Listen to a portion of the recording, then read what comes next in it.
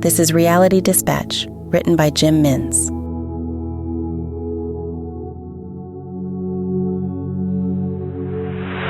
Thomas was on the precipice between the dream and consciousness. The implant chose when to initiate the subtle transfer as the brink of the minute hand clicked over from 6:59 to 7. There was no longer any need for an alarm. The implant told his legs to stand him up out of bed, and so he did. Thomas walked of his own accord to the kitchen to make a pot for himself and his wife. Along the way, he passed his children's shared bedrooms and witnessed them feeding themselves cereal in bed. Their eyes were half glazed, half closed. They would most likely still be asleep if their own implants did not take charge and feed them accordingly. Thomas used to conduct this task himself, feeding his children breakfast in bed and putting the spoon to their mouths while they lay there in a daze. All done in an effort to control the mornings and keep the time from slipping away. The implants took care of this now. He arrived at the kettle where his own implant fed a signal to his cerebral cortex and asked if he would like the task to be automated to allow him to consume the news in the right hemisphere. Thomas agreed with a thought in the affirmative. He watched his hands move the coffee beans into the grinder and stir them into a pulp being caught at the funnel by the mug underneath. The water was boiling while this took place, and his brain was retrieving the morning's news bulletins. The ceasefire, scheduled to take effect on New Year's Day, culminates in a significant breakthrough between the warring nations since.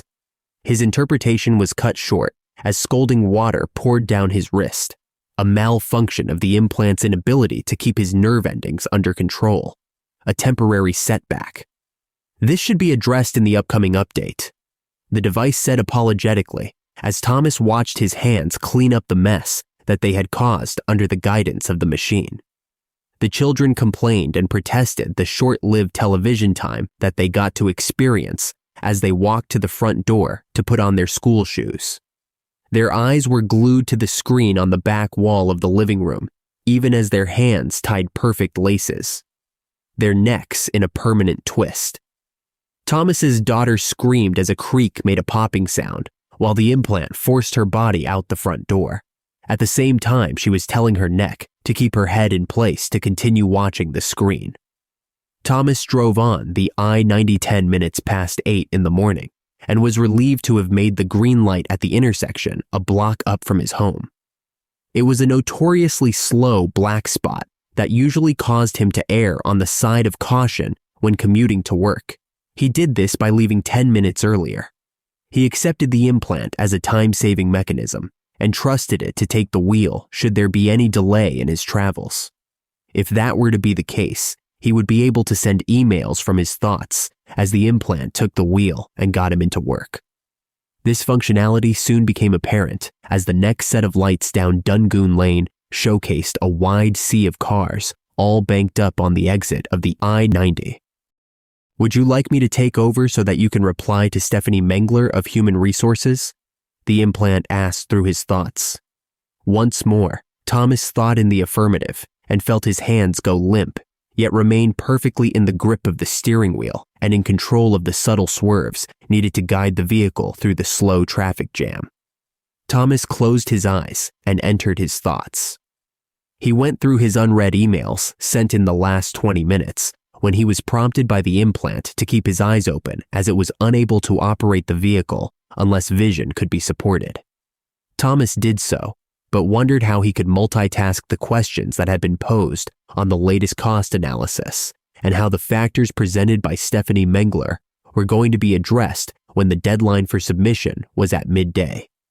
The implant had overheard his concerns and suggested a hemisphere barrier, which was explained through an imagined scenario that allowed for the division of his left and right hemispheres, allowing him to trail off into one while the machine took hold of the other and completed the tasks that were monotonous. Such tasks included the operation of the vehicle.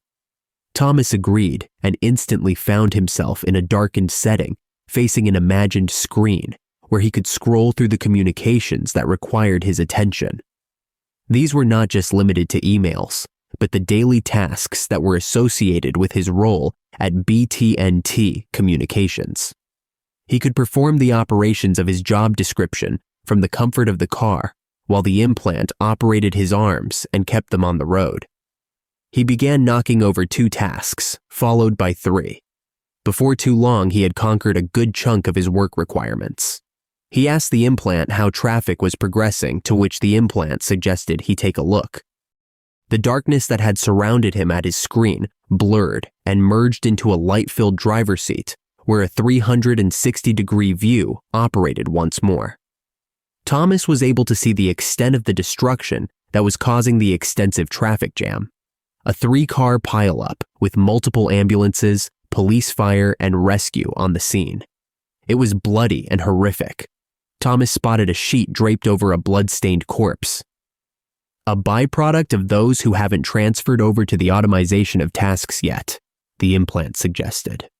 Thomas agreed with his thoughts. He requested a return to the hemisphere barrier so that he could achieve his tasks for the day. When the surroundings went black, a new email emerged requiring his expertise to solve an urgent problem. Thomas read the email once, twice, and a 3rd time. He was hesitant to contact his line manager and bother her with the info needed to tackle what was required. "Would you like me to analyze this task and prepare a response?" the implant suggested. Thomas was hesitant.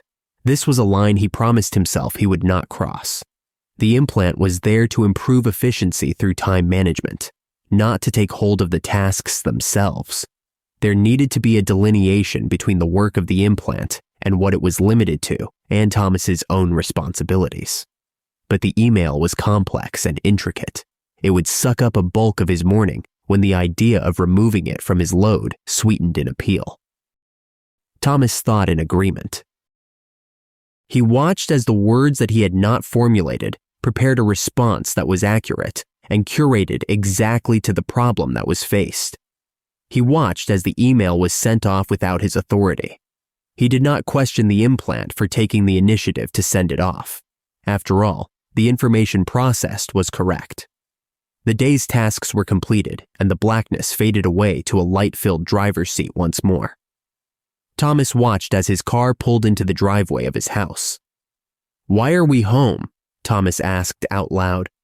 "I went ahead and completed your outstanding tasks and canceled your meetings, as the processes I had suggested relegated the need for these discussions unnecessary. As such, I emailed your boss and requested you be sent home for the rest of the day. The business agrees, and here you are." Thomas was surprised and somewhat excited at the prospect of having the afternoon free. "Last night, there were neural issues with your sleep state, and I want these corrected, so I will suggest you go to your mattress and lay down so that I can place you into a state of unconsciousness and allow your brain to repair itself," the implant said to him in thought. Thomas thought back with a sense of emotional sternness. "It's okay. I just want to do some things around the house, if that's okay." He was polite, even though he didn't feel that he needed to be. It was a passive aggressiveness that was instinctive due to the intrusion. He watched as his legs walked him into the front of his house, closing the door behind and over to his bedroom, where his body lay on the mattress involuntarily. He was no longer in control, and his mind went blank, allowing either the subconscious to take over or the implant. When he woke up, he would never know.